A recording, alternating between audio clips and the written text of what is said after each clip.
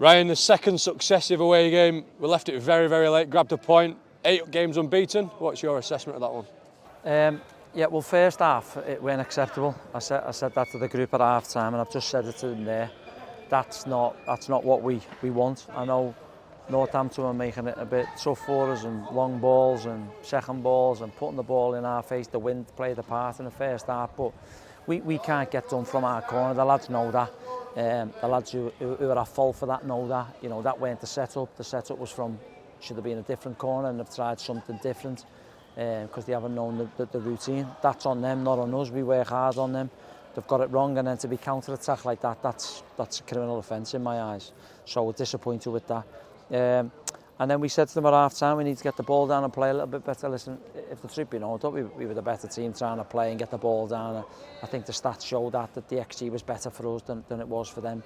You know, a crap goal. But listen, again, fighting right till the end, that's what I want. But I need a bit more calmness off certain players, certain individuals. I've given people opportunities to showcase what they've got. There's got to be a lot of hard work. We know that anyway. There's going to be a recruitment turnover of players coming in the building. And I've stressed that to the players because, yeah, we have gone 8 unbeaten. Should we had a few more wins in there? I think we should have. We shouldn't have definitely conceded that goal we did today, which that's disappointing. But we have to get on with it, and the lads fought to get a point back and get a goal back. You talked about the first half. You seemed to send the lads out early in that second half. What was the message to them at half time? Just to, as you said, play on the front foot. Well, there was a couple of messages which will stay in house, and they always will. And a few harsh words, and that's why they did come out early second half, because I wanted them to be out, I wanted them to have a ball, I wanted them to get a couple of little runs in. We were out ready for the second half, and I wanted them to be out ready for the second half, because the first half they might as well not have been on the pitch, some of them, which was disappointing. And I don't mean that disrespectful, but you know, we've got how many fans there? Was it 1,200 or 1,300, 900 fans there? You know, we've got to show up, and that's what I keep saying. If we want the brick to be full and packed to the rafters every other week, and our away following packed, we've got to show up.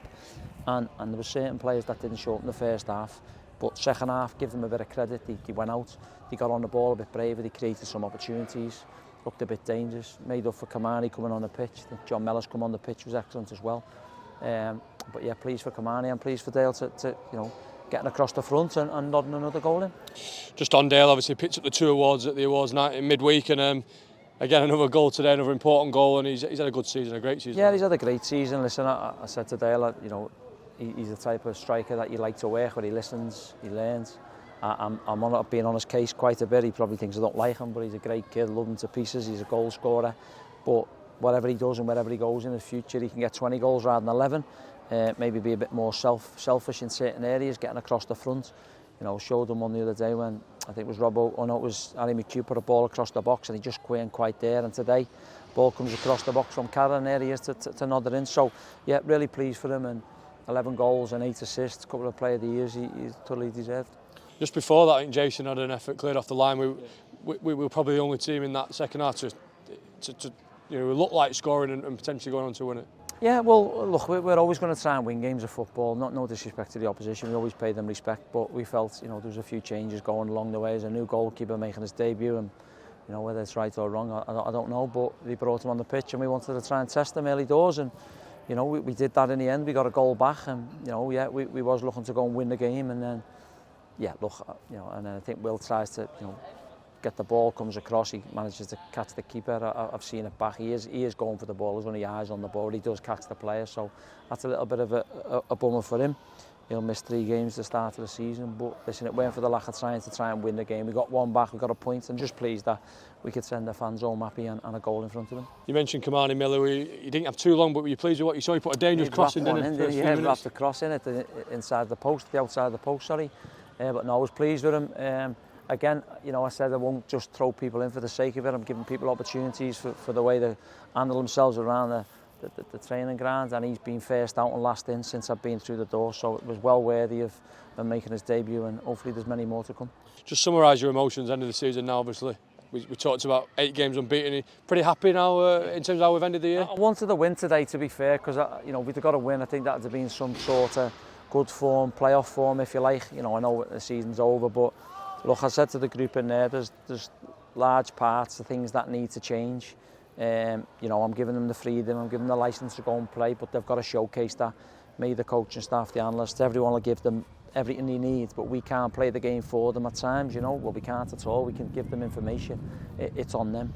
So that's a learning curve for me today, that we didn't quite do that. But going into pre-season, you know, I've told them it's going to be tough. It's going to be the hardest pre-season I've ever had. And they can't afford to break down. They'll have pre-season off programmes. I don't want to be dour and say they can't have no holidays. They'll spend the time with the families, and rightly so. 46-game season's always tough. But I want them coming back fit, strong, and really hitting the ground running next season. And just finally, a quick message to the fans who've travelled home and away throughout the year. And well, that's what I've said to the group. You know, like, we've got to make these fans happy. You know, the 6 fans, they're travelling up and down the country, and they're, you know, with their hard-earned money, and they're paying coach travels, train travels, petrol monies, tickets. You know, it's not cheap. And, you know, we've got to send these fans home happy, and that's one of my remits. We'll discuss that throughout pre-season. There'll be loads of targeted objectives, and we'll use the fans as a bit of a motion sort of rallying cry that they can get behind us and be with us. Then we want to win more games of football. As I've said, I'm here to hopefully bring the good times back. We've got to do the bit on the pitch, because they're certainly doing it off it. So big thank you.